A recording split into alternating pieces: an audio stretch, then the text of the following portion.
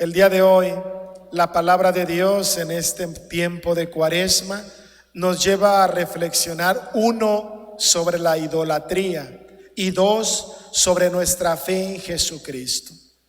Porque muchas veces nosotros vamos por la vida y nos vamos formando ídolos a los cuales adoramos, a los cuales les rendimos veneración y nos olvidamos de Dios.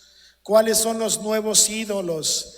Aquellos que te cautivan, aquellos que te alejan de Dios. Esos son los ídolos, aquellos que te prometen, aquellos que de alguna manera te hacen que te goces en ellos y que te olvides de Dios. Podemos poner muchos ejemplos.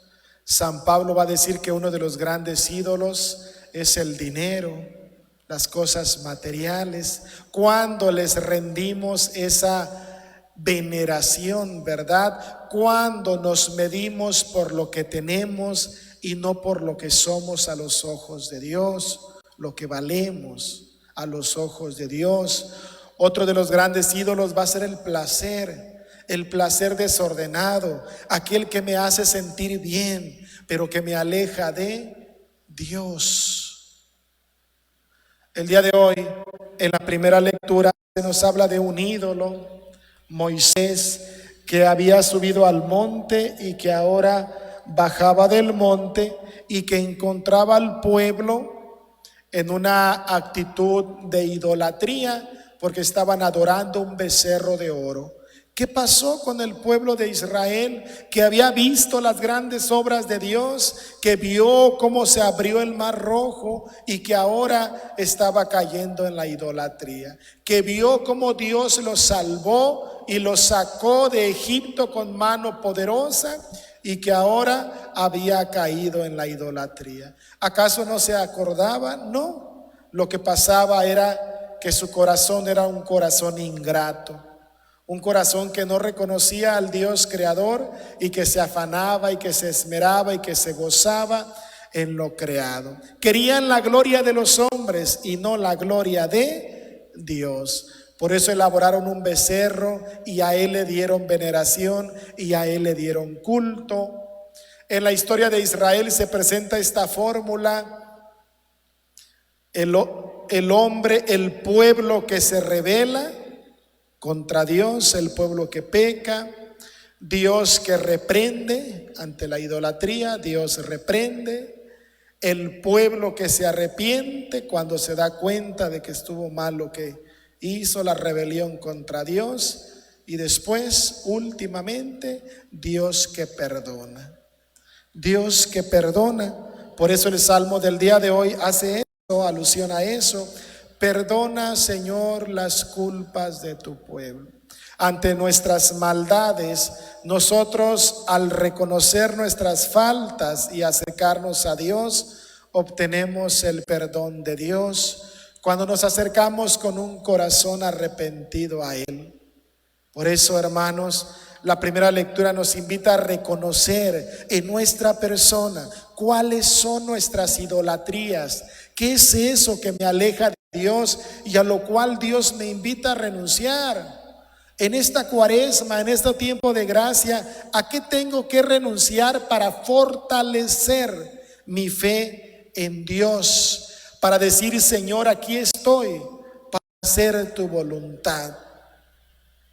En el Evangelio del día de hoy de San Juan habla de Cristo como palabra del Padre, pero más que nada del testimonio que Cristo da, que Cristo expresa, que Cristo refleja, y de la incredulidad de los fariseos, de la incredulidad de aquellos que deberían mostrarse personas llenas de fe, que aceptaran a Jesús porque eran las personas estudiadas, porque eran las personas cercanas a la ley de Moisés, porque eran las personas que conocían de memoria en su mente y en su corazón las palabras de Moisés, pero no querían creer en Jesús.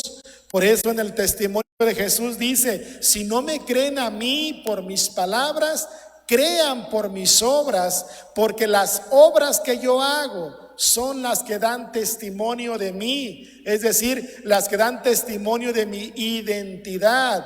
Si ustedes quieren saber quién soy y no me creen por la palabra, entonces vean las obras que yo hago e interpreten los signos de los tiempos. ¿Cuáles son las obras que hace Jesús? Devuelve la salud a los enfermos, devuelve la vista a los ciegos, hace andar a los paralíticos. ¿Qué más? Resucita a los muertos, Él da la vida porque Él es el portador de la vida, como lo decía el Evangelio de ayer. ¿Qué más hace? Y hay muchos signos más. Viene la multiplicación de los panes, el agua que se convierte en vino, Jesús que calma la tempestad, Jesús que camina sobre las aguas. Jesús se presenta siempre activo, se presenta siempre actuando por el bien y para bien de los demás. Entonces, esos signos de devolver la vista, de los oídos, de abrir los oídos a los sordos, a los mudos los hacía hablar, a los muertos les daba la vida, hablaban de que Él era el Mesías esperado. Eso es lo que da la identidad a Jesús. Por eso los fariseos, que endurecían su corazón como el pueblo de Israel, como no creían en sus palabras y en el testimonio que daba con su palabra, pues Jesús les decía: si no me creen a mí, a mi palabra, atiendan a mis obras. Si quieren saber quién soy, vean mis obras y saquen ustedes sus conclusiones. Hermanos, cuando endurecemos el corazón, no pensamos, no escuchamos y no queremos entender. Por eso tenemos que fortalecer la fe en Dios, alejarnos de nuestras idolatrías y fortalecer nuestra propia fe en Jesús, creer en Él, creer en su palabra, pero también creer en todas las obras que Él hace entre nosotros. Bien dice el Señor que no son los sanos los que necesitan de médico, sino los enfermos. Y muchas veces es la enfermedad la que nos acerca a Dios. Muchas veces es la enfermedad lo que nos hace tomar conciencia de que necesitamos de Dios, de nuestra dependencia de Dios y de que solos nada somos, de que solos nada podemos hacer. Por eso, como decía el día domingo en el Evangelio, en la reflexión, bendita la enfermedad que nos acerca a Dios. Bendita la dificultad que nos fortalece en Dios. No seamos incrédulos, no endurezcamos nuestro corazón, no pequemos de idolatría alejándonos de Dios, sino hagamos caso a esta Cuaresma que nos invita a convertirnos, a regresar a Dios, que está dispuesto a perdonar, que está dispuesto a darnos vida. Como dice Jesús: yo doy la vida y se la doy a quien quiero, la vida plena, la vida auténtica, la vida de Dios. Regresemos pues a Dios de todo corazón, fortalezcamos nuestra esperanza de que Jesús es el pilar de nuestras vidas. Así se lo pedimos al Señor, en el nombre del Padre y del Hijo y del Espíritu Santo. ICM